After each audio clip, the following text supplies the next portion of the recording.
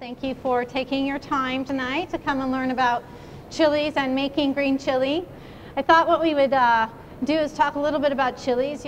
Chili peppers are vegetables that are part of the capsicum family, and they are from the Americas, right? And they are grown now throughout the world, and there are hundreds, if not thousands, of different varieties. So I thought what we'd do is we'd go through some of the popular peppers. We talk about a little bit about them, I tell you about where they lay on the Scoville scale so you can kind of get an idea of how spicy they are and how hot they are. And then we'll talk about roasting them, and then we'll do a little demonstration on how to make pork green chili. All right, what are these? Anaheims, right. And these right here? Poblanos, right. So Anaheim and poblano, let me first say that bell peppers, I guess we should start there, I didn't grab one, but bell peppers are 0 on the scale, so that's where we would start, right? So then we have Anaheims and we have poblanos. Anaheims are at about between 500 and 2,500. They give these ranges because, as you know, depending on the weather and the water and the arid environment and et cetera, peppers may be spicier one year or hotter one year and not so hot the next year. So they give a range. So 500 to 2,500 for the Anaheim. The poblano is about the same, a little bit hotter, maybe 2,500 to 5,000. Does anybody know what, when you dry the poblano, what it becomes? An ancho, right. Have you seen those ancho chilies dried? You can find them at the markets in bags, right? And so those are oftentimes used to make mole. The Anaheims are nice to make chili rellenos. Poblanos, I think, are really nice as part of pork green chili. Both of them are really nice roasted. They have a fairly thin skin that comes off easily when we roast them, and we can chop them up and use them that way. Okay, then we have this one. Everybody knows this? Jalapeno, yeah, jalapeno. So as we get, it's funny because as you get smaller, they get hotter, right? So jalapenos, the ripe ones are green, and then as the growing season comes to an end, they start to turn red. They're a little bit more fiery. They're at about 5,000 Scoville units, but again, each one varies. Like, they're nice and they're meaty, so they're great in salsas. They're great in like avocado, and of course, if you can stand the jalapeno poppers, right? Now, what about these ones right here? Anyone know? They're not red jalapenos. They're called Fresno Peppers. Fresno Peppers, and they are about twice as hot as jalapeno peppers. They have a much thinner skin, thinner meat inside, and but you use them the same as the jalapenos. In the jalapenos and the Fresno peppers, the same. The seed and it's the vein, thank you, that really carries most of that heat. So if you want to, everybody always says, if you want to take the pepper down in heat a little bit, all you have to do is take out the seeds. Well, also take out that vein that the seeds are kind of holding on to, and that does reduce the heat a lot.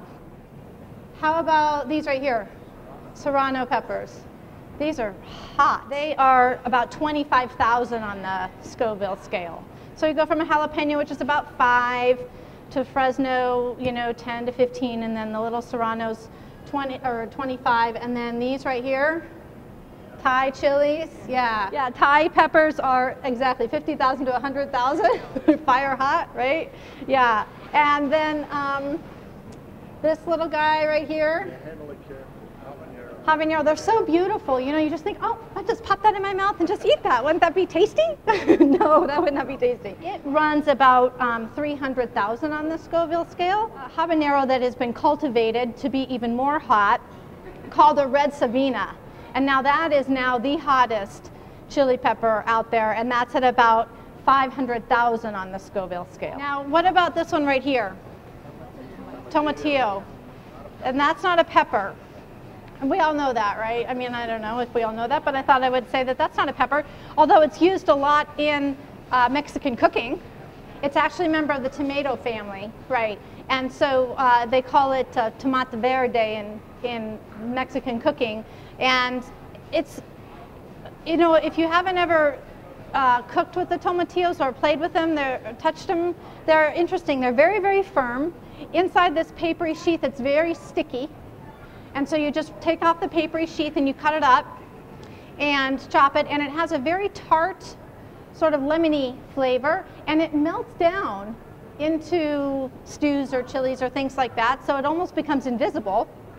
But it adds a really bright, it brightens up the chilies. A lot of times what we do in classical French cooking in making sauces and things is after we get all those brown bits on the bottom of the pan, we'll go ahead and use some wine to deglaze the bottom of the pan, and that we use the wine because it boils down and it forms this acid. It gives a good balance to the richness or the heaviness of the sauce, and so that's sort of what this tomatillo does in pork green chili. I don't necessarily use the wine because I have the tomatillos.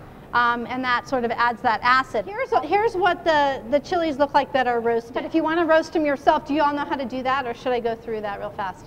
Take a pepper of any kind, bell peppers, if you want to roast any kind, just the very thin layer of olive oil or some kind of an inexpensive oil on the pepper, and then put them in under your broiler, or you can do them on your grill. And then you char the outsides just like this till they get nice and black.